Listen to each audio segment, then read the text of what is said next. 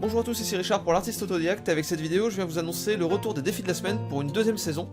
Et je vais en profiter bien sûr pour présenter ces défis de la semaine à ceux qui n'y ont pas participé l'année dernière. Donc en quoi ça consiste ces défis? Eh bien il s'agit de défis de dessin hebdomadaires qui vont durer pendant 13 semaines. Et donc chaque semaine je vais donner un thème.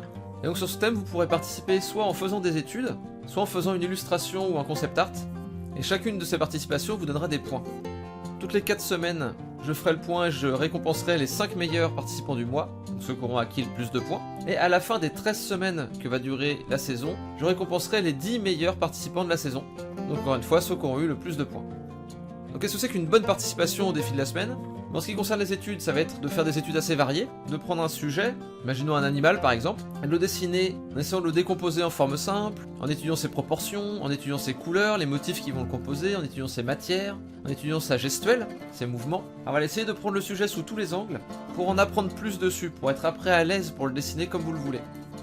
Donc ça c'est pour la partie études, et sinon pour la partie illustration ou concept art, l'objectif c'est pareil, de récompenser surtout ceux qui ont passé du temps dessus. Donc quel que soit votre niveau, vous pouvez participer, l'important c'est de vous investir dedans. Donc là pour une illustration, il va falloir travailler la composition, faire des recherches de design, essayer de trouver la bonne forme pour tous les éléments qui vont composer l'illustration, travailler la lumière, tous ces trucs là.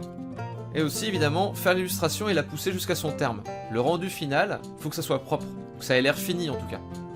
Donc que ce soit pour les études ou pour l'illustration, votre participation peut vous rapporter entre 1 et 5 points, donc 1 vous avez juste participé, c'est pas très fini, pas très complet ni rien, et 5 points c'est tout ce que j'ai dit précédemment, c'est vraiment très complet, et l'illustration est très finie. Donc vous pouvez gagner 10 points par semaine. Et ensuite, je vais privilégier aussi les gens qui participent toutes les semaines, donc à chaque participation consécutive, vous aurez un point de bonus. Et par ailleurs, si vous participez à la fois aux études et à l'illustration ou au concept art, vous aurez également un point bonus. Donc voilà pour le fonctionnement global des défis de la semaine. On va passer maintenant à un point assez important, qu'est-ce que vous pouvez gagner? Eh bien c'est là que tout l'intérêt des défis de la semaine se révèle, c'est que déjà en participant aux défis de la semaine vous allez progresser en dessin, forcément. En faisant des études hebdomadaires et en faisant des illustrations hebdomadaires, vous allez progresser, c'est sûr. Il n'y a absolument aucun doute là-dessus. Et en plus, les prix que vous allez gagner, ça va être des choses qui vont vous aider à progresser encore.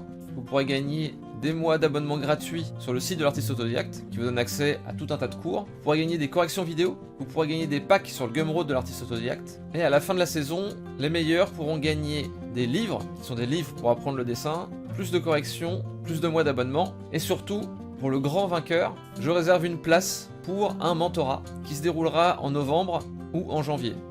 Donc voilà, vous savez tout. Ces défis de la semaine, ça peut être vu comme un concours, mais c'est avant tout une formidable possibilité de progresser, et le tout dans une saine émulation avec les autres participants.